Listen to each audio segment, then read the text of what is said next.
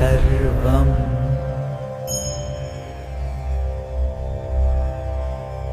ఒక మనిషి తను పడిన కష్టాలు, రాముడు కష్టాలు పడలేదండి, అందుకని ధర్మం అవసరం ఏముంది? ఇప్పుడు హాయిగా అన్నీ జరిగిపోతున్నంత కాలం ధర్మం గురించి సమస్య ఉందండి. కష్టం వచ్చినప్పుడు ధర్మం పాటించి ధర్మము వలన నేను గెలుస్తానని ధర్మం కోసం నిలబడిన వాడు ధార్మికుడు తప్ప అన్నీ కలిసి వచ్చేస్తుంటే ధర్మం చేయడం పెద్ద గొప్ప విషయం ఏం కాదు. అన్నీ కలిసి రాలేదు రాముడికి జీవితంలో. ఆయనే అరణ్యకాండలో ఒక చోట ఒక మాట అన్నాడు, నేను ఎంత బాధలలో ఉన్నానో తెలుసా?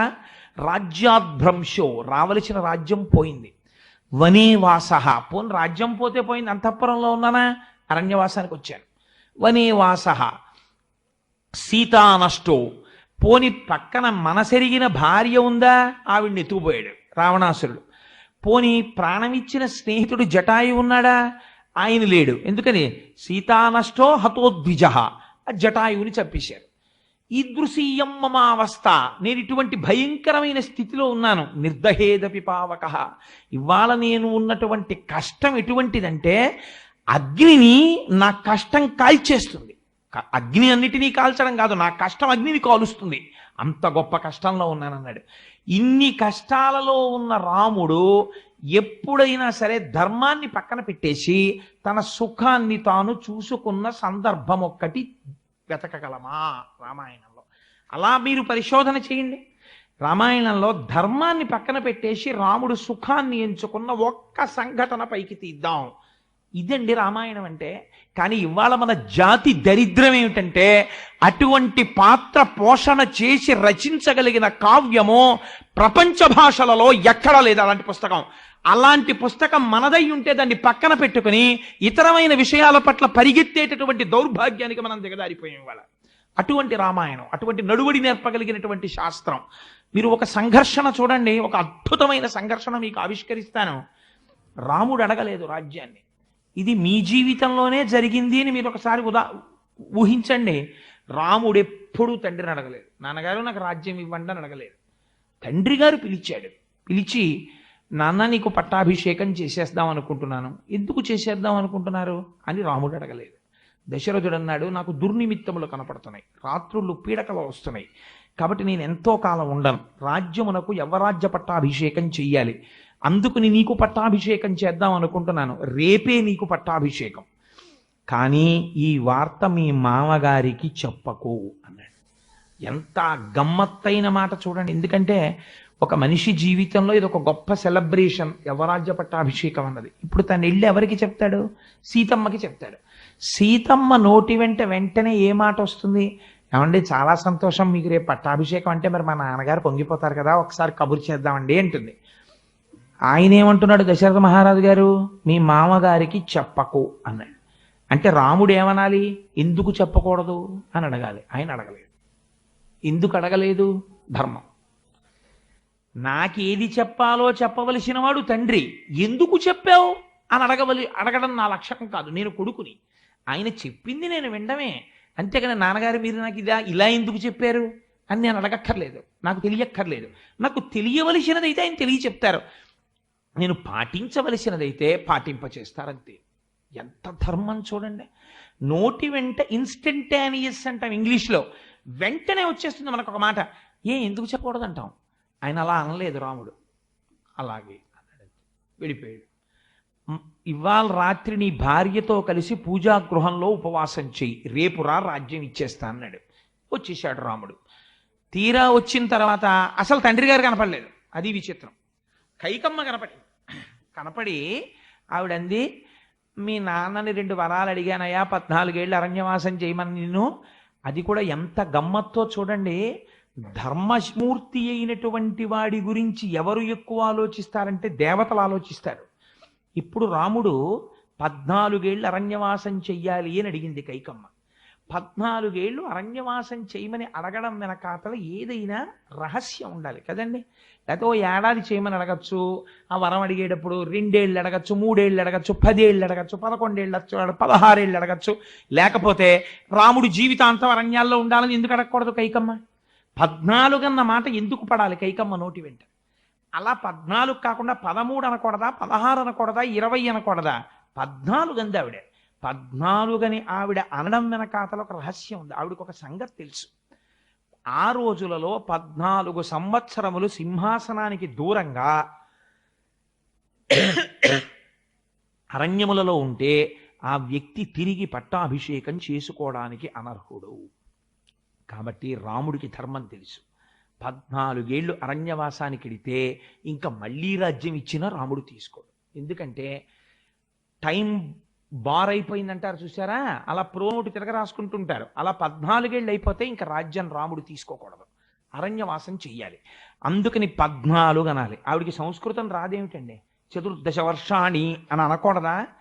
ఇక్కడుంది గమ్మత్తు. రామాయణానికి జీవం అంతా ఎక్కడుంది? మహర్షి తీసుకెళ్ళి అక్కడ పెట్టేశారు. ఇప్పుడు దేవతలు బెంగపెట్టుకున్నారు కైకమ్మ వరం అడుగుతుంటే. ఇప్పుడు ఈవిడ కానీ 14 వర్షాణి అని అడిగిందా, రాముడి రాజ్యానికి రాడు. రాముడు రాజ్యానికి రాకపోతే ఏమవుతుంది? అసలు ధర్మబద్ధమైన పరిపాలన అంటే ఎలా ఉంటుందో వచ్చే తరాలకి తెలియదు. రాముడు ధర్మమూర్తి, పరిపాలన, అడ్మినిస్ట్రేషన్ తెలియాలి. లండన్ వాడో ఇంకోడో రాసిన రైటర్ కాదు, రామాయణంలో రాముడు చెప్పిన ధర్మం తెలుసుకోవాలి నువ్వు పబ్లిక్ అడ్మినిస్ట్రేషన్కి. కాబట్టి రాముడు పరిపాలించాలి. రాముడు పరిపాలించాలంటే 14 అనకూడదు కైకమ్మ. కాబట్టి ఇప్పుడు ఆవిడ నాలిక తడబడేటట్టు చేశారు. ఆవిడ 14 వర్షాణి అనలేదు, 9 వర్షాణి అంది. 9 ఏళ్ళు 5 ఏళ్ళు అంది. 9, 5, 14 కావచ్చు, కానీ 9 ఏళ్ళు ఒకసారి పూర్తవగానే మళ్ళీ 5 మొదలుపెట్టినట్టు. కాబట్టి ఇప్పుడు మొత్తం 14 అవ్వచ్చు, కానీ 14 ఆవిడ అడగలేదు, 14 ఈయన చేయలేదు, నవపంచచ చేశాడు ఆయన. నవపంచచాగా అడిగింది కాబట్టి అసలు నిజం మాట్లాడితే రాముడు వెనక్కొచ్చి 5 ఏళ్ళు మళ్ళీ వెళ్ళొచ్చు.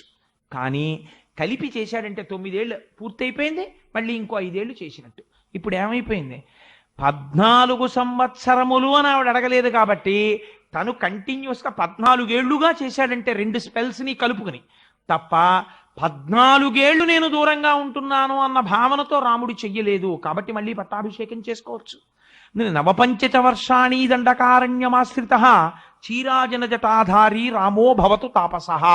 ఇది అడగడం వెనకాతల ఆవిడకున్నటువంటి గొప్ప లక్షణం, గొప్ప గమ్మత్తు ఏం చేసిందో తెలుసా అండి? ఆవిడ రాముణ్ణి నిత్య సంఘర్షణకి లోను చేసింది.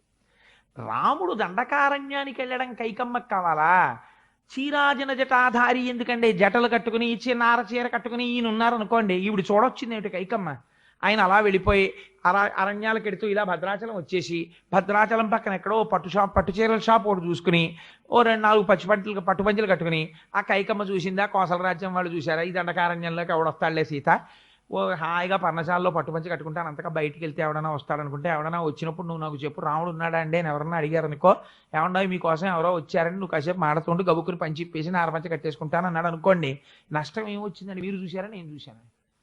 కానీ అందులో కేవలం పంచ కట్టుకోవడం కాదు, ఆవిడ ఒక గొప్ప సంఘర్షణ తీస్తోంది రాముళ్ళు. పైకి తాపసిగా ఉండాలి, జటలు కట్టుకోవాలి, నార చీర కట్టుకోవాలి, పాదుకలు వేసుకోకూడదు. కాబట్టి ఇప్పుడు బాహ్యమునందు స్థితి ఒక ముని ప్రవృత్తి, లోపల తాను క్షత్రియత్వంతో ఉండాలి, క్షత్రియుడుగా ఉండాలి, అంటే లోకరక్షణ చెయ్యాలి. ఈ 2 పరస్పర విరుద్ధములు. పరస్పర విరుద్ధములైన తన ధర్మమునందు తాను నిలబడగలడా ఇన్ని సంవత్సరాలు? ఇది చూసింది ఆవిడ, అందుకు పెట్టింది పరీక్ష. ఆఫీసర్ గారి సీట్లో కూర్చుని అడ్మినిస్ట్రేషన్ చేయమంటే పెద్ద బాధ ఏం లేదు. ఆఫీసర్ గారిని మీకు నెక్స్ట్ ప్రమోషన్ ఇస్తాం, కానీ మీరు చింకి చొక్కా వేసుకొని ఓ చిరిగిపోయిన టోపీ పెట్టుకుని కాళ్ళకి చెప్పులు లేకుండా నడుచుకుంటూ ఆఫీస్కి వచ్చి ఒక మెసెంజర్ కూర్చునే స్టూల్ మీద గేటు ముందు కూర్చుని మీరు ఒక 4 ఏళ్ళు చాలా ఎఫెక్టివ్గా మీ ధర్మం మీరు పాటిస్తే అప్పుడు మీకు నెక్స్ట్ ప్రమోషన్ ఇస్తాం అన్నారనుకోండి, అక్కడ ప్రారంభమవుతుంది సంఘర్షణ. ముందు వచ్చిన వాడు ఎవడు అని ఆఫీసర్గా గుర్తించారు. ఎందుకంటే చింకి బట్టలు వేసుకుని చింకి టోపీ పెట్టుకుని చెప్పులు లేకుండా స్టూల్ మీద కూర్చున్నవాడు లోకములనన్నింటినీ రక్షించగలిగిన వాడు, ఫైల్ డిస్పోజ్ చేయగలిగిన వాడు వాడే అన్న భావన వాడికే నిలబడదు. 10 రోజులు పోయేటప్పటికి 10 మంది అడగడంతో ఆయన మెసెంజర్ కింద ఆయన కాళ్ళు తన్నుకుంటూ లోపలికి పోతూ ఇదేంటి ఏంటి సార్ మీరు ఇలా కూర్చోవడం, ఏంటి సార్ బాగోలేదంటే ఆఖరికి ఓ 15 రోజులు పోయిన తర్వాత అంటాడు నాకు ప్రమోషన్ అక్కర్లేదు సార్, నేను మాత్రం లోపల కూర్చుని అడ్మినిస్ట్రేట్ చేస్తానంటే అంటాడు. ఇది చాలా సంఘర్షణ అండి, ఇదేం మాటలు కాదు. దీన్ని అలవోకగా తట్టుకున్నాడు, తానుగా నిలబడ్డాడు రాముడు. పై ఆడంబరమునకు రాముడు లొంగల. అందుకే నవమి నాడు పుట్టాలి. ఋషులు తక్కువ వాళ్ళు కారండి. నవమి నాడు ఎందుకు పుట్టాలి? మీరు 9 1 9, 9 2 18, 9 3 27, 9 4 36, 9 5 45 ఎంత పెట్టి హెచ్చించండి. 9 2 18, 8 1 9, 9 3 27, 7 2 9, 9 4 36, 6 3 9, 9 5 45, 5 4 9 ఎంత హెచ్చించినా మళ్ళీ 9కి వచ్చేస్తుంటుంది. మీరు ఏం చేసేసినా ధర్మంలోకే వచ్చేస్తుంటాడు. అన్నీ కట్టకట్టుకుని సముద్రంలో పోనివ్వండి, తను ధర్మానికి నిలబడిపోతాడు. ధర్మాన్ని సముద్రంలో బారేసి తాను మాత్రం సుఖపడ్డు, ఎవరిని రక్షించడు. ధర్మాన్ని రక్షిస్తాడు, అనుషంగికంగా రక్షణ జరిగిపోతుంది. ధర్మాన్ని భ్రంశం చెయ్యడు, తాను రక్షింపబడిపోతాడు. ఇది రాముడు నడిచాడు, నీకు నడవడం చూపించాడు. మీకు ఒక గొప్ప సంఘర్షణ చూపిస్తాను. మరునాడు పొద్దున్న దశరథ మహారాజు గారు అంతఃపురానికి వచ్చాడు. ఆవిడంది, నువ్వు వెళ్ళిపోవాలా అరణ్యానికి అంది. అంటే ఆయన అన్నాడు, వెంటనే ఏమనాలి? అసలు మామూలుగా మీరు ఆలోచించండి, రాముడో మాట అడగాలి. అదేంటమ్మా ఇలా ఎందుకు అడిగావు నువ్వు 2 వరాలు? నాన్నగారు ఇచ్చారా? ఇవి నీకు ఇప్పుడు ఎందుకు జ్ఞాపకం వచ్చాయి? అలా అడగాలని ఎందుకు అనిపించింది? రూల్స్ పర్మిట్ చేస్తాయా? నేను పెద్దవాడిని కదా, అలా నేను వెళ్ళిపోవచ్చా? వశిష్ఠుండోసారి సంప్రదించారా అని కొంచెం ముఖం ఎర్రగా అయిపోయి, అంత గబుక్కుని నేను చెప్పలేని ఈ విషయం సీతతోటి లక్ష్మణుతోటి మాట్లాడి నేను ఏ విషయం చెప్తాను. నాన్నగారు ఎవరమ్మా అలా అనడానికి? ఎందుకు అలా అన్నారు? సాధారణంగా నన్ను అలా అనరే. అలా అనాలంటే ఏదో జరుగుంటుంది. రాత్రంతా ఎక్కడున్నారు? నీ దగ్గరే కదా ఉన్నారు. నువ్వు 2 వరాలు ఎందుకు అడిగావు? ఇన్ని ప్రశ్నలు వేయాలి. ఈయన ఏం ప్రశ్నలు లేదు, ముఖం వైక్లభ్యం పొందలేదు. అంటే ఆయన ఎప్పుడు దేని యందు ఉంటాడు? ధర్మమునందు ఉంటాడు. రాత్రి రాజ్యం ఇస్తాన్నాడు, నేను అడిగానా? ఇవాళ పిలిచి రాజ్యం వద్దు అడవికి బాగున్నాడు, నేను అడిగానా? ఆయన ఏది చెప్తే చేయడం నా ధర్మం, అంతే. అడవికి వెళ్ళిపోతే నాకెందుకు, సింహాసనం మీద కూర్చుంటే నాకెందుకు, 2 నాకు ఒకటి. ఇది ఆయన ఎలా చెప్పాడో తెలుసా అండి? నహమర్థపరో దేవీ లోకమావస్తు ముత్సహే విద్ధిమాం ఋషిభి తుల్యం కేవలం ధర్మమాస్థితం. అది అండర్లైన్ చేయవలసిన వర్డ్. అమ్మా నేను ఋషిని, నాకేం కావాలో తెలుసా? నాకు ధనం అక్కర్లేదు, రాజ్యం అక్కర్లేదు, నాకు ధర్మం కావాలి. ఏది ధర్మం? తండ్రిని సత్యమునందు నిలబెట్టడం ధర్మం కొడుకుగా. అందుకని తండ్రి సింహాసనం పుచ్చుకోమంటే పుచ్చుకుంటాను, అడవికి వెళ్ళిపోమంటే వెళ్ళిపోతాను, అగ్నిలో దూకమంటే దూకేస్తాను. ఆయన అడవికి వెళ్ళిపోమన్నాడు, వెళ్ళిపోతాను, నాకేం బెంగలేదు. కానీ నాకేమిటో తెలుసా కావాలి ఇప్పుడు? ఒక్కసారి నాన్నగారికి దండం పెట్టాలి. పొద్దున్నే కదా నాన్నగారి దగ్గరికి వచ్చాను, వారికి నమస్కారం పెట్టకుండా వెళ్ళిపోకూడదు. ఆయన నా పట్ల కొంచెం కష్టమైన మాట అన్నారు కాబట్టి నేను నమస్కరించకుండా వెళ్ళిపోతే నా సంస్కృతి పోయినట్టు. ఒక్కసారి నమస్కరిస్తానమ్మా నాన్నగారు ఏది అని అడిగాడు. మీ నాన్న బెంగ పెట్టుకున్నాడు, నువ్వు వెడతావో వెళ్ళవో అని, నువ్వు వెళ్ళిపోతే తప్ప అన్నం నీళ్లు ముట్టుకోనని ప్రతిజ్ఞ చేశాడండి. ఇప్పుడే నారచీరలు కట్టుకొచ్చేస్తానమ్మా అని వెళ్ళాడు. ఎంత ధర్మం చూడండి రామచంద్రమూర్తి అంటే. సరే, అక్కడ నెగ్గాడు ధర్మంలో. చాలా సంక్లిష్టమైన పరిస్థితిలో. సంక్లిష్టమైన పరిస్థితి అని మీరు ఎలా నిర్ణయించగలరు? మీ మాట చేత. ఒక్క మాట ఎక్కువ రాముడు మాట్లాడాడు అనుకోండి, అంతే, ధర్మం తప్పిపోయాడు, అంతే. ఇది ఎలా జరిగింది అని అడిగాడు అనుకోండి, పోయింది అంతే ధర్మం. ఎలాగైతే నీకెందుకు, మీ నాన్న చెప్పిన మాట నీకు అక్కర్లేకపోయింది.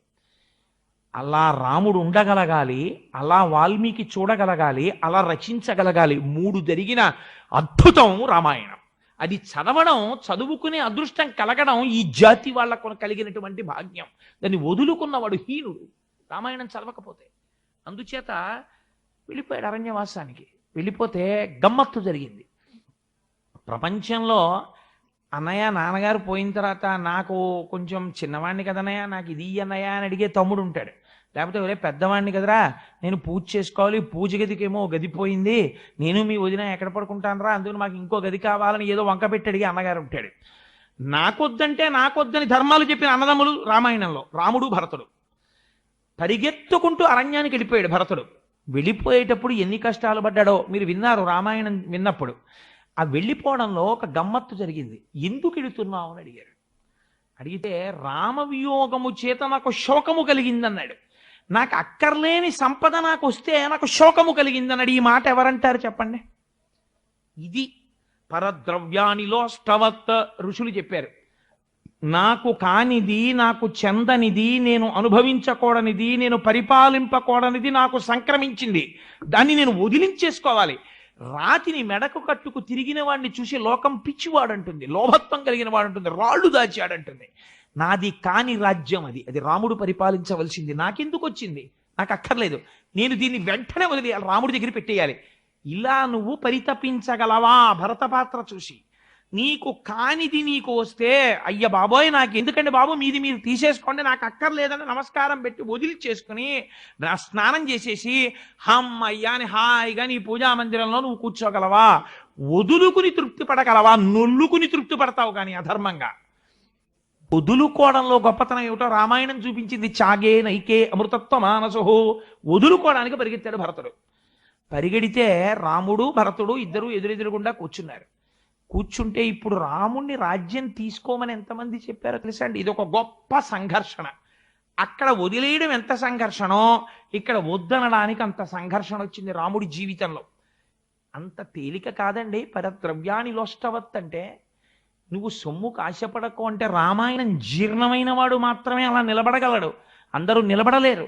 నాది కానిది నాకెందుకు, నాకు అక్కర్లేదండి, నాకు ఈశ్వరుడు ఇచ్చిన దాంతో నేను తృప్తిగా ఉండగలను అని ధైర్యంగా ప్రకటించడానికి, అధృతి లోపల పెరగడానికి, నాకు ఈశ్వరుడు ఏది అనుగ్రహించాడో అది నాకు కోటి, నాది కానిది, నాకు అక్కర్లేనిది, నా అంత నేను ప్రయత్నించి ఎక్కడ నుంచో ఎవన్నో దేవురించి తెచ్చుకోవలసిన అవసరం నాకు లేదు అని తాను నిలబడగలిగిన ధైర్యం రామాయణంలోంచి వస్తుంది. చూడండి, రాముడు అంటాడు నాకొద్దు రాజ్యం. దశరథ మహారాజు గారు మాటిచ్చాడు కైకమ్మకి, 14 ఏళ్ళు అడవికి వెళ్ళిపోయి నన్ను పంపిస్తానన్నాడు. అందుకుని నేను వచ్చేసాను. 14 ఏళ్ళు దూరంగా ఉండమన్నాడు, 14 ఏళ్ళు నేను అడవిలో ఉంటాను కాబట్టి నేను రాను. ఇదే సమయానికి భరతుడికి పట్టాభిషేకం జరగాలని అడిగాడు నాన్నగారు. ఇప్పుడు ఈ రెండో మాట నిలబెట్టవలసింది ఎవరు? నేను కాదు, నువ్వు. పితృవాక్య పరిపాలన నాకెంతో, పితృవాక్య పరిపాలన నీకంత. అభిషేకం ఎవరు చేసుకోవాలి? నువ్వు చేసుకోవాలి. నువ్వు చేసుకో అభిషేకం. నేను మాత్రం రాను రాజ్యానికి అంటే భరతుడు అంటాడు ఇంకొక ధర్మం ఉంది. పితృవాక్య పరిపాలన నేను నిలబెట్టడం కాదు, పెద్దవాడు ఉండగా నేను ఎలా పట్టం కట్టుకుంటాను? పెద్దవాడివై పుట్టిన కారణం చేత ఇది ఎప్పుడు నీదే, అందుకని నీది నేనుగా ఎలా పట్టాభిషేకం చేసుకుంటాను? అప్పుడు నేను దొంగనైపోతాను. నాకొద్దు, నేను చేసుకోను, అది అధర్మం, అందుకని నేను పుచ్చుకోను అన్నాడు. అంటే ఇప్పుడు పెద్ద ధర్మ సంక్లిష్టం వచ్చింది. వెనక్కొచ్చి రాజ్యం పుచ్చుకోవాలా, పుచ్చుకోకుండా ఉండడం ధర్మమా? అదేమంత తేలిక విషయం కాదండి. మీరు తీర్పు చెప్పండి చూస్తాను. అదంత తేలిక విషయమా? ఇప్పుడు ఎవరు చెప్పాలి? ఆల్ రైట్, వరం అడిగింది ఎవరు? పోని దీనికి అంతటికీ కారణం ఏమిటి? కైకమ్మ. నాకొద్దు, ఈ రాజ్యం అసలు నిజంగా రాముడికి వెళ్ళాలి. అక్కడ వరకు ఆవిడ కూడా అంగీకరించింది దశరథుడి దగ్గర. రాముడికి వెళ్ళవలసిన రాజ్యం, అందుకే కదా నవపంచచ వర్షాణి దండకారణ్యమాశ్రిత చీరాజన జటోధారి రామో భవతు తాపస అభిషేక సమారంభో రాఘవస్యోపకల్ప్యతాం అనేనైవాభిషేకేనా భరతోమిభిషిచ్యతాం. ఇదే ముహూర్తానికి భరతుడికి పట్టాభిషేకం జరగాలి. ముహూర్తం అన్నది తారాబలం చంద్రబలంతో పెడతారు. తారాబలం చంద్రబలంతో అడగలేదు, అక్కసుతో అడిగింది. ఈ ముహూర్తం రాముడి ముహూర్తం భరతుడికి ఎలా చెల్లుతుంది? నా కొడుక్కి పట్టాభిషేకం జరగాలి అని అడిగింది. చెయ్యవలసిన వాడు లేడు, ఉత్తమగతులకు వెళ్ళిపోయాడు. ఇప్పుడు ఎవరు పుచ్చుకోవాలి? తనంత తాను చేసుకోవాలి, లేకపోతే పెద్దలు చెయ్యాలి. ఇప్పుడు చెయ్యవలసిన పెద్దలు ఏమన్నారు? వశిష్ఠుడు చేసుకోమన్నాడు. నాకు అక్కర్లేదన్నాడు భరతుడు. పరీక్ష చేశాడు భారద్వాజుడు, నిలబడ్డాడు నాకు అక్కర్లేదని. అన్నగారి దగ్గరికి వచ్చాడు. అసలు రాముడికి రాజ్యం పోవడానికి, భరతుడికి రాజ్యం రావడానికి కారణం ఎవరు? కైకమ్మ వరం. ఆ కైకమ్మ వచ్చింది అరణ్యానికి. ఇది రామాయణంలో పెద్ద మలుపు. ఈ కైకమ్మ వచ్చింది. ఎప్పుడు వచ్చింది కైకమ్మకి? పశ్చాత్తాపం. ప్రతి స్త్రీ నేర్చుకోవలసిన ఒక గొప్ప ధర్మాన్ని రామాయణం ఈ సందర్భంలో పెట్టేసింది తీసుకొచ్చి. రాకూడనంత ప్రమాదం జరిగిపోయాక వచ్చింది కైకమ్మకి. ఎప్పుడు? తన భర్తకి సంబంధించినటువంటి విషయాలు, తన కుటుంబానికి సంబంధించిన విషయాలలో ఇంటి పనివాళ్ళు వేరొకరు మాట్లాడడానికి వీల్లేదు. టీవీ సీరియల్ గురించి మాట్లాడని ఇంటి పని మనిషితో ప్రమాదం లేదు. కానీ నీ భర్త, నీ బిడ్డలు, నీ ఇంటి వ్యవహారం గురించి ఇంటి పని మనిషి దాసి కూడా మాట్లాడడం మొదలెడితే పెను ప్రమాదం పొంచుకొస్తుంది. మందర మాట వింది కైక. దాని పర్యవసానం ఏమి? 5వ తనం పోయింది. చెప్పేశాడు దశరథుడు, 5వ తనాన్ని పోగొట్టుకుంటున్నావే దుర్మార్గురాలా, నేను పెద్ద మామిడి చెట్టు ఫలాలిస్తుందా అని ఆలోచించడం మానేసి మామిడి చెట్టు కొట్టేసి పనికిరాని నిద్రగన్నేరు తోట పెంచుకున్నట్టు నేను కౌసల్య ధర్మమూర్తిని వదిలిపెట్టి నిన్ను భార్యగా తెచ్చుకున్నాను, ఫలితం అనుభవిస్తున్నానన్నాడు. దశరథుడు తీర్పు చెప్పుకున్నాడు తన మీద తాను. కౌసల్య చాలు, కానీ కైక వరకు వెళ్ళాడు. వ్యామోహం ఎంత దూరం తీసుకెళ్ళిందో చూడండి దశరథ మహారాజు గారిని కూడా. ఈ కైక ఇప్పుడు అరణ్యానికి వచ్చింది, వచ్చి ఒక మాట అంది. ఎప్పుడు? వైధవ్యం వచ్చేశాక. ఇప్పుడు నాకు తెలిసింది భరతుడికి రాజ్యం అక్కర్లేదని. ఇప్పుడు నాకు తెలిసింది ఇది రాముడే ఏలాలని. ఇప్పుడు నాకు తెలిసింది అసలు నా భర్త ఆత్మశాంతి వారికి శ్రాద్ధం పెట్టడంలో లేదు, రాముడు రాజవడంలో ఉంది. నా భర్తకి శాంతిగా ఉండేటట్టు ప్రవర్తించవలసిన నేను వృద్ధాప్యంలో ఏడిపించి 30 మాటలు మూర్ఛపోయేటట్టు చేసి చంపేశాను. ఇప్పుడు మళ్ళీ నేను భార్యగా అనిపించుకోవాలంటే రామా నువ్వు రాజ్యానికి వచ్చి పట్టాభిషేకం చేసుకో. నేను ఏ వరం అడిగానో ఆ వరాన్ని ఉపసంహారం చేసేస్తున్నాను. ఇప్పుడు ఇంకా గొడవ లేదుగా, అందుకని నువ్వు వచ్చేసేయచ్చు రాజ్యానికి అంది. మంత్రులు చెప్పారు, మంత్రులే కదండి తీర్పు చెప్పేది, మంత్రాంగం. మంత్రులు చెప్పారు రామా నువ్వు వచ్చి రాజ్యం తీసుకోవచ్చు అన్నారు. ఇంతమంది చెప్పాక అరణ్యవాసం అంటే ఎంత కష్టంగా ఉంటుందో చూశాక, అందున అప్పటి వరకు మీరు రామాయణాన్ని కొంచెం జాగ్రత్తగా చదవండి. ఒక కోణంలో అక్కడ కనపడ్డ ఋషులు ఎవరో కూడా రామ చాలా బాగుంటుంది, ఫోన్ లేదు, కాస్త రిలీఫ్, దిక్కుమాలిన రాజ్య పరిపాలన ఇవి టైర్ అయిపోయారు కదా, ఒక 14 ఏళ్ళు ఎంత బాగుంటుందో తెలుసా. వచ్చే నెలలో ఇక్కడ ఏదో ఇలా సంబరం జరుగుతుంది, వచ్చే నెలలోనేమో విదేశాల నుంచి పిట్టలు వస్తాయి, ఇవన్నీని 4 పిట్టలు కొట్టుకు నువ్వు తినచ్చు, అది సంతోషంగా గడిచిపోతుంది, భలే ఉంటుంది. మనందరం కూడా ఇక్కడేమో ఒక పెద్ద కాలనీలా కట్టుకుందాం, పాకలు వేసుకుని, హెర్మిటేజెస్ అన్ని కుటీరాలు, మనందరం భజనలు అవి పెట్టుకుందాం, నువ్వేమో ఏదో చెప్పు నేనేమో ఏదో చెప్తాను, చక్కగా హాయిగా గడిచిపోతుంది అని చెప్పలేదు. కనబడ్డ ప్రతి ఋషి ఏం చెప్పాడో తెలుసా అండి? చాలా కష్టం ఇక్కడ ఉండడం, బ్రహ్మరాక్షసులు ఉంటారు, అదే పనిగా వేధించడం వాళ్ళ పని. వాళ్ళు ఇప్పటికి ఎందరో ఋషుల్ని తినేశారు. రామ సీతమ్మతో వచ్చావు, సీతమ్మ గొప్ప సౌందర్య రాశి, ప్రతి క్షణం నిన్ను భయం, నిన్ను ప్రమాదము వెంటాడుతుంటుంది, తస్మాత్ జాగ్రత్త అని చెప్పారు. ఇలాంటప్పుడు భరతుడితో సహా అందరూ వచ్చేసి నువ్వు వెనక్కి వచ్చేసేయి అన్నారు. ఇప్పుడు సాధారణంగా ఏ మనిషి అయినా ఏం కోరుకుంటాడండి మనసులో? ప్రమాదమునకు కారణం ఇటువైపు నుంచి వస్తోంది, సీతమ్మ వైపు నుంచి వస్తోంది. ఋషులు చెప్పేస్తున్నారు నీకు చేతిలో కోదండ ఉంది, నిన్ను నువ్వు రక్షించుకోగలవేమో, కానీ నీ భార్యని అపహరిస్తారేమో, జాగ్రత్త, తినేనన్నా తినేస్తారు, ఎత్తుకునన్నా పోతారు. సీతమ్మ విషయంలో జాగ్రత్త జాగ్రత్త జాగ్రత్త అని చెప్తున్నారు. సీతమ్మ రక్షించుకోలేదా? అయోనిజ, రాముడి కన్నా ఓ మెట్టు పైనుంది, రక్షించుకోదు, నరకాంత కాబట్టి. ఆవిడ ముందే చెప్పేసింది ఈ మాట, నువ్వే రక్షించాలని చెప్పింది. మరి ఇప్పుడు ఎలా? ఇన్ని కష్టాలు పడ్డామా? తనకి లోపల ధర్మం తెలిసో తెలీదో పక్కన పెట్టేయండి. ఏమంటే నాకేదో తెలిసి నా బుద్ధికి తోచింది ఏముందండి, ఇంతమంది చెప్తున్నారు, రేపు పొద్దున్న ఎవరన్నా అడిగారు అనుకోండి, అడిగితే ఏమంటే నేను అడిగానంటే రాజ్యం నేను వెళ్ళిపోయానండి అరణ్యవాసానికి, వీళ్ళందరూ అడవికి వచ్చేసి మా పిన్ని కైకమ్మతో సహానేమో వరం విత్డ్రా చేసేసాను, వచ్చేసేయండి, భరతుడు రాజ్యం తీసేసుకోమన్నాడు, కావాలంటే వశిష్ఠుడు ఉన్నాడు ఆ రోజున, మంత్రులందరూ ఉన్నారు, మీరు అడగండి, అందరూ అడిగితే వచ్చాను, కానీ నేనేం కోరుకున్నానా, నాకు కావాలా అని వెనక్కి వెళ్ళిపోయాడు అనుకోండి. ఇది మనం ఏమంటామంటే మన భోగము కొరకని ధర్మమును పక్కన పెట్టేటప్పుడు మనం ఎంచుకునేటటువంటి మార్గం ఇదంతా. మనం భోగము కోసం ధర్మాన్ని తుంగలో తొక్కుతాం, రాముడు భోగాన్ని తుంగలో తొక్కి ధర్మాన్ని పట్టుకున్నాడు. ఆయన అన్నాడు, ఉపసంహారము నువ్వు చేస్తే నువ్వు అడిగినటువంటి వరమేదో దాన్ని ఉపసంహరించుకునే అధికారము నీకు ఇస్తున్నానని అనవలసిన వాడెవరు? దశరథుడు అనాలి. ఏడైన ఇప్పుడు ఊర్ధ్వలోకాలకి వెళ్ళిపోయాడు. ఆయన చెప్పిన ఆఖరి మాట ఏమిటి? రాముడు అరణ్యవాసం చెయ్యాలి. ఇప్పుడు నేను వెనక్కి వచ్చేస్తే ఏమవుతుంది? నువ్వు నన్ను రమ్మన్నావేమో, నేను వచ్చానేమో, కానీ తండ్రి చెప్పిన మాట నేను జవదాటినట్టు లెక్క. దీనివల్ల ఎవడు పడిపోతాడు? తండ్రి పడిపోతాడు, ఊర్ధ్వలోకాల్లోంచి కిందకి నరకంలో పడిపోతాడు. కొడుకుని కన్న పాపానికి తండ్రిని కిందకి లాగినవాడు కొడుక, తండ్రిని ఉద్ధరించినవాడు కొడుక. కొడుకు ఎందుకు పుట్టాలని కోరుకుంటారు? తండ్రిని ఉద్ధరించడానికి. ఉద్ధరించలేని కొడుకుతనమా? నాకు అక్కర్లేదు ఆ ధర్మం. తండ్రిని ఉద్ధరించినటువంటి ధర్మమునందు నేను నిలబడాలి. 14 ఏళ్ళు అరణ్యంలో ఉంటాను, నువ్వు రాజ్యంలో ఉండు, నువ్వు రాజ్యపాలన చెయ్యి, నాన్నగారి కోరిక తీరుతుంది, 14 ఏళ్ల తర్వాత వచ్చి నేను రాజ్యం స్వీకరిస్తాను, నువ్వు వెళ్ళన్నాడు. అంటే భరతుడు ధర్మం దాటాడు. ఎక్కడ దాటాడో తెలుసా అండి? మొండితనంతో గెలుచుకోవాలనుకున్నాడు. పిల్లలు చూడండి మారాం చేస్తారు, అది అధర్మము అని పిల్లలకి తెలుసు. కానీ వాళ్ళ కోరిక తీర్చుకోవడానికి అమ్మ నువ్వు ఒప్పుకోపోతే, నాన్నగారండి మీరు ఒప్పుకోపోతే నేను చెప్తాను నేను అన్నం తిన్నంటాడు. నేను అన్నం తినని పాపం తండ్రికి ఆకలిగా ఉంటుంది. తండ్రి రే నువ్వు అలా కూర్చుంటే అన్నం తినబుద్ధి లేదు, నువ్వు వచ్చి అన్నం తినంటాడు. తినడం. 4 కొడతాడు, తినడం. మీరు బలవంతంగా ఎలా పెట్టగలరండి? ఒక వయస్సు వచ్చిన పిల్లాడికి, ఒక 10th క్లాస్ చదువుకుంటున్న పిల్లాడికి వాడిని తీసుకొచ్చి అక్కడ పెడితే అన్నం ముద్దలు ఇలా కలుపుతాడు, పుసలు కొడతాడు, మీ వంక చూస్తాడు తప్ప అన్నం తినడం, మెతుకు నోట్లో పెట్టడం. ఇంత ఆకలితో ఉన్న తండ్రి తినగలడా? కొడుకు అలా తినకుండా ఉండిపోతే? వాడికి 3 రోజుల క్రితమే పచ్చం పెట్టారు. కోరరాని కోరిక కోరుతున్నాడు, ఆ కోరిక తీరిస్తే తన ధర్మం తప్పుతాడు తండ్రి. ఇది చెప్తే వాడు అంగీకరించాడు. అంత పెంకితనం భరతుడు చేశాడు అజ్జుకాండలో. ఎక్కడ చేశాడు? ప్రాయోపవేశం చేసేస్తానన్నాడు.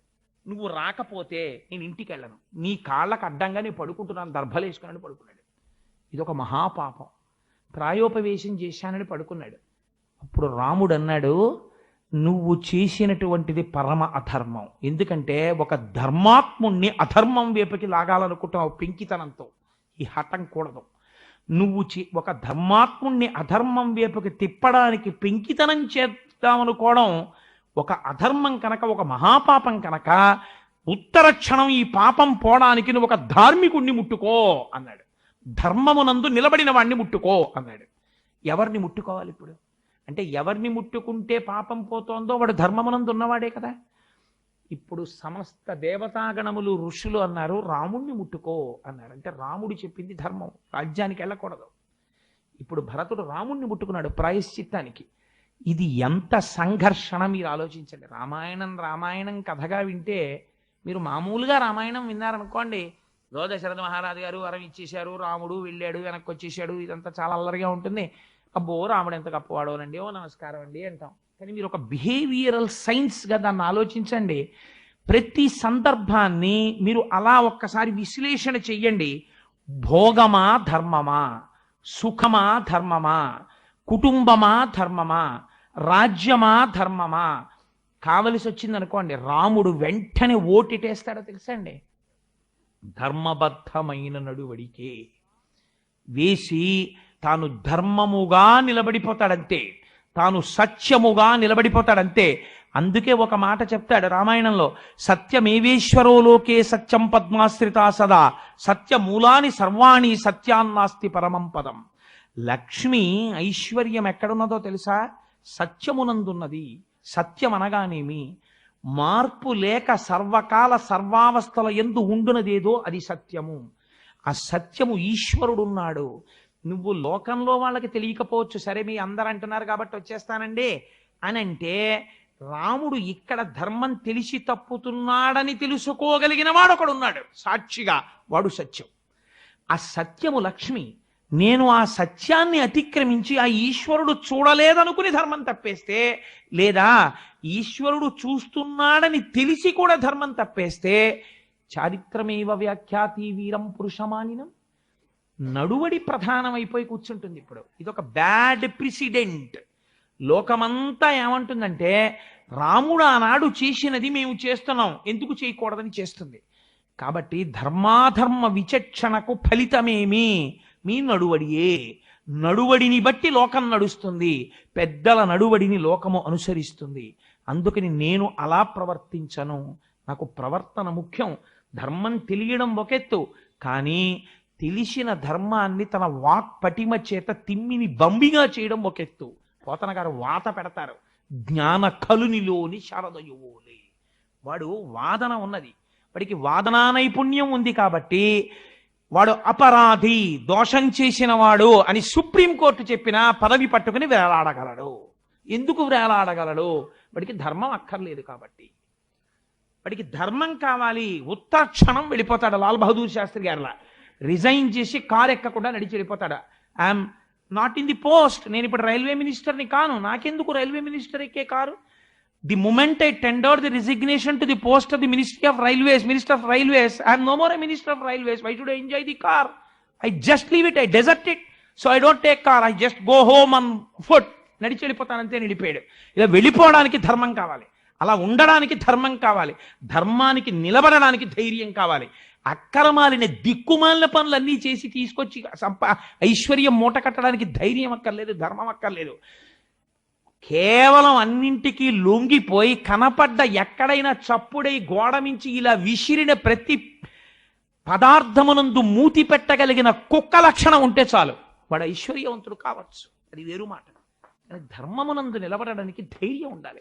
ఒక పోతన గారిలా బతకడానికి ధైర్యం ఉండాలి. ఒక త్యాగరాజు గారిలా బతకడానికి ధైర్యం ఉండాలి. ఒక రామదాసు గారిలా ఉండడానికి ధైర్యం కావాలి. అంతేకాని పదవుల కోసం ఇంకో దాని కోసం ధైర్యం అక్కర్లేదు, ధర్మం అక్కర్లేదు. ఈ ధర్మం ఎంత గొప్పదో రామాయణం చూపిస్తుంది. ధర్మం ఎవడు పట్టుకుంటాడో వాడికి శాశ్వతమైనటువంటి సుఖం లభిస్తుంది. అధర్మం ఎవడు పట్టుకుంటాడో వాడికి సుఖమున్నట్టు కనపడుతుంది, కానీ ఆ సుఖము వెంట నీడ ఉన్నట్టుగా పగయగల్గనేని పామున్న ఇంటిలో ఉన్న ఎట్లగాక ఎట్టులుండు అంటారు అన్నయ్య గారు రామాయణ మహాభారతంలో. పగ ఉందనుకోండి, పగ ఉన్న ఇంట్లో ఉంటే ఎలా ఉంటుందంటే పామున్న ఇంట్లో ఉన్నట్టు ఉంటుంది. పాము హాల్లో కనబడితే అయ్యో పాము పాము పాము అంది ఆవిడ. ఆ వీధిలో వాళ్ళు ఎవరో వచ్చి హాల్లో వెతికారు, సోఫా కింద అక్కడాను. ఎక్కడ లేదమ్మా పాము హాల్లో అన్నారు. ఆ హాల్లోంచి బయటికి వెళ్ళడానికి మార్గం మళ్ళీ వంటింట్లోకి బెడ్రూమ్స్లోకే ఉంది. బయటికి వెళ్ళడానికి ఇంకో మార్గం లేదు. బయటికి వెళ్ళే మార్గం దగ్గర ఆవిడ నిలబడింది. కాబట్టి కాబట్టి పాము ఎక్కడికి వెళ్ళి ఉండాలి? బెడ్రూమ్లో కన్నా వెళ్ళాలి, వంటింట్లో కన్నా వెళ్ళాలి. కాబట్టి హాల్లో లేదు కదా పాము అని చెప్పి హాయిగా మామూలుగా సోఫాలోకి వచ్చినాయి. పోన్లిద్దరూ హాల్లోంచి వెళ్ళిపోయింది, సీరియల్ పాడైపోతుందని టీవీ చూస్తూ కూర్చోగలదా? కూర్చోలేదు. ఎందుకు కూర్చోలేదు? పాము ఉంది ఇంట్లో. అది బెడ్రూమా, కిచెనా, హాలా వదిలిపెట్టేయండి. పాము ఉందా లేదా? పాము ఉంది కాబట్టి భయం ఉంటుంది. అలా ఎక్కడ అధర్మంతో కూడిన ఐశ్వర్యం ఉన్నదో, ఎక్కడ అధర్మముతో కూడిన భోగం ఉన్నదో అక్కడ నిరంతరము భయము వెన్నంటి నడుస్తూనే ఉంటుంది. మనకి మేడ కనపడుతుంది, మనకి ఆయన ఎక్కిన కారు కనపడుతుంది, మనకు ఆయన సుఖపడుతున్నట్టు కనపడుతుంది, కానీ ఆయన ఎప్పుడూ భయపడుతూనే ఉంటాడు. ఎందుకంటే ఆయన అధర్మం ఆయన్ని భయపెడుతూనే ఉంటుంది. ఎవరూ చూడకపోయినా ఈశ్వరుడు ఏ రోజున కొంప ముంచేస్తాడో, దీనికి ఫలితం ఇచ్చేస్తాడో, ఇచ్చేసినాడు ఏమైపోతుందో మీరు భాగవతంలో విందురు. గాని ధ్రువుడు అంత కష్టపడితే పినతల్లినేం అనలేదు. పినతల్లికి వెళ్ళి నమస్కారం చేశాడు తపస్సు చేసి వచ్చిన తర్వాత. కానీ అనవసరంగా ధ్రువుడి జోలికి వెళ్ళి ఒక్క మాట అన్నందుకు ధ్రువుడి పినతల్లి సురుచి ఏమైపోయిందో తెలుసా అండి? అరణ్యంలో పుట్టినటువంటి కార్చిచ్చు ఎందు ఒళ్ళు కాలి మరణించింది. ఆ సురుచి యొక్క కుమారుడు వేటకి వెళ్ళి యక్షుల చేతిలో సంహరింపబడ్డాడు, పెళ్లి కూడా అవ్వకుండా. ఎక్కడి నుంచి వచ్చింది ఆ ఫలితం? చేసిన పాపంలోంచి వచ్చింది. పాపం ఎక్కడి నుంచి వచ్చింది? అధర్మంలోంచి వచ్చింది. అధర్మం ఎక్కడి నుంచి వచ్చింది? నీ మనస్సుకి ధర్మమును ఆలంబనంగా ఇవ్వడంలో నీకు ధైర్యాన్ని కోల్పోవడంలో వచ్చింది. ఆ ధైర్యం ఎందుకు కోల్పోయావు? రామాయణాది కావ్య పఠనము శ్రవణము నీకు లేకపోవడం వల్ల వచ్చింది. కాబట్టి మళ్ళీ నిన్ను ధర్మంలోకి ఎవరు తీసుకెళ్ళాలి? వెళ్ళినటువంటి వాడు ఎటువంటి స్థితిని పొందాడో చెప్పిన రామాయణంలోంచి రావాలి. ఇక్కడ మీకు నేను ఒక్క మాట చెప్పాలి.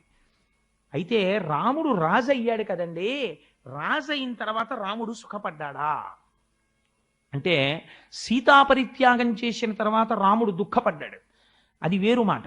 అది వదిలేయండి. సీతమ్మతో కూడిన రాముడు రాజుగా భోగములను అనుభవించినట్టు మీకు కనపడుతుంది పైకి ఊహిస్తే. కానీ రాముడు అలా ఎప్పుడూ సుఖం అనుభవించలేదు. మీరు కావాలంటే ఉత్తరాఖండ చదవండి. ఎందుచేతో తెలుసా అండి? ప్రతి క్షణం రాముడు మాట చెప్తుండేవాడు. తను కూర్చుని లక్ష్మణుణ్ణి పిలిచి, లక్ష్మణుడు ఎప్పుడు రాముడి పక్కన ఉంటాడు. లక్ష్మణ ఓసారి తలుపు దగ్గరికి వెళ్ళి ఎవరైనా ఉన్నారేమో చూసిరా అనేవాడు. అంటే విసుగొచ్చి లక్ష్మణుడు అన్నాడు ఓ రోజున, అన్నయ్య నువ్వు పరమధార్మికుడవు, ఎక్కడ ప్రభువు ధార్మికుడై ఉంటాడో అక్కడ లోకమంతా సుభిక్షంగా ఉంటుంది. మన రాజ్యంలో నెలకి 3 వానలు పడుతున్నాయి, పంటలు పండుతున్నాయి, అందరూ సుఖశాంతులతో ఉన్నారు, చోరభయం లేదు, పిల్లలు సుఖంగా ఉన్నారు, పెద్దలు సుఖంగా ఉన్నారు, ఏమీ బెంగలేదు అన్నయ్య, అందరూ హాయిగా ఉన్నారు. నువ్వేదో చెప్తున్నావు కదా ధర్మం గురించి అని చెప్పన్నాడు. అంటే రాముడు అన్నాడు, నేను అలా లక్ష్మణ 10 మాటలు ఎందుకు చూడమంటానో తెలుసా? ధర్మం అన్నది చాలా సంక్లిష్టం. ఏ పాత్రని బట్టి ధర్మం అలా మారిపోతుంది. ఇంతకుముందు నేను పుత్రధర్మం పాటించాను, భర్తృధర్మం పాటించాను సీతమ్మ దగ్గర, మీ పట్ల సోదర ధర్మం పాటించాను. ఇప్పుడు నేను ఏ ధర్మంలో ఉండాలో తెలుసా? రాజధర్మంలో ఉండాలి. రాజు అంటే ఎవరో తెలుసా? కన్న తండ్రి లాంటివాడు.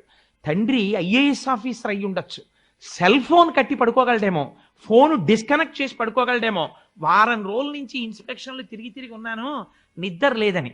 కానీ అలా పడుకున్నటువంటి తండ్రి పక్క గదిలోంచి తన కొడుకు నాన్నగారండే అని పెద్ద అరుపరిచాడు అనుకోండి, అయితే అమ్మ బాబోయ్ అని అరిచాడు అనుకోండి, వారం రోజుల నుంచి నిద్ర లేదు, నేను లేచి వెళ్ళను, నువ్వు వెళ్ళి చూడని పడుకుంటాడా?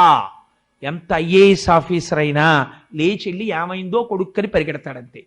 అలా తండ్రి రాజు అంటే ఎవరో తెలుసా? ఇప్పుడు పెద్ద కుటుంబం ఉన్నవాడు, కొన్ని లక్షల మంది నా బిడ్డలు, నేను తండ్రిని. ఏ క్షణంలో ఎవరికి బాధ వచ్చినా ప్రభువు దగ్గరికి వస్తారు. వాళ్ళు వేచి ఉండకూడదు. ప్రభువు వేచి ఉండేటట్టుగా కానీ ఉంచితే ప్రజల్ని, ప్రభువు దానికి తిరిగి ప్రాయశ్చిత్తం అనుభవించవలసి ఉంటుంది. నీకు ఒక ఉదాహరణ చెప్తాను లక్ష్మణ, నువ్వు చెప్పడం చాలా తేలిగ్గా చెప్పావు, ఎందుకన్ని మాటలు వెళ్ళమంటావు తలుపు దగ్గరికని. నీకు ఒక కథ చెప్పనా? మన వంశంలో ఉండేవాడు మృగమహారాజు గారని. ఆయన ఒకనాడు ఒక పేద బ్రాహ్మణుడు ఒక ఆవు విషయమై తగాదా వచ్చి ప్రభువు దగ్గరికి వచ్చాడు. పొద్దున్న వచ్చాడు, సాయంకాలం వరకు లోపలికి పంపించలేదు. అసలు పరిపాలకులు అన్న వాళ్ళందరూ రామాయణం చదువుకోవాలి, చదువుకుంటే తెలుస్తుంది. గ్రీవెన్స్ సెల్ అంటే ఏమిటో, విజిటర్స్ అంటే ఏమిటో, కంప్లైంట్లు అందుకోవడం అంటే ఏమిటో, పబ్లిక్కి అటెండ్ అవ్వడం అంటే ఏమిటో. అందుకని ఆ వచ్చినటువంటి బ్రాహ్మణుల్ని బయట కూర్చోబెట్టాడు. సాయంకాలం వరకు కూర్చున్న బ్రాహ్మణుడు అన్నాడు, ఉదయం వచ్చిన వాడిని సాయంకాలం వరకు కూర్చోబెట్టాడు ప్రభువు, దర్శనం ఇవ్వలేదు. నేను అన్నం తిన్నానో లేదో, సంధ్యావందనం జరుగుతోందో లేదో చూడలేదు. ఈ చూడని వాడు ప్రభువా? వీడికి ఇలా ఇలా తలాడిస్తూ ఎక్కడో కూర్చోవడం అలవాటైంది. ఎక్కువ కదలిక లేకుండా అలా తలాడిస్తూ ఎక్కడో కూర్చోవడం అలవాటైన వాడికి సింహాసనం ఎందుకు, చెట్టు మీద తొండగా ఉంటే చాలు, వీడు ఉత్తరక్షణము తొండగుగాక అని శపించి నాకు రాజదర్శనం అక్కర్లేదని వెళ్ళిపోయాడు. వెళ్ళిపోతే తొండై బయటికి వెడితే జనక మహారాజు గారు ఆయనకి ధర్మాధర్మ విచక్షణ చాలా ఎక్కువ. దశరథ మహారాజు గారు కైకమ్మ యొక్క తండ్రి గారికి మాట ఇచ్చారు, నీ కూలుడికి ఎలా ఇస్తావు రాజ్యం, భరతుడికి రాజ్యం ఇమ్మంటాడు. అందుకని ఇప్పుడేమో రాముడికి రాజ్యం ఇవ్వడం దశరథుడికి ఇష్టం, పెద్ద కొడుకు సుగుణాభిరాముడు కాబట్టి. పుడతాడని అనుకోలేదు దశరథ మహారాజు గారు. కౌశల్యకి సుమిత్రకి ఎందుకు కైకి పుట్టాడు ఏమిట్లే అనుకున్నాడు. తీరా ఇప్పుడు రాముడు పుట్టాడు, అందుకని జనకుడికి తప్పద్దు అన్నాడు.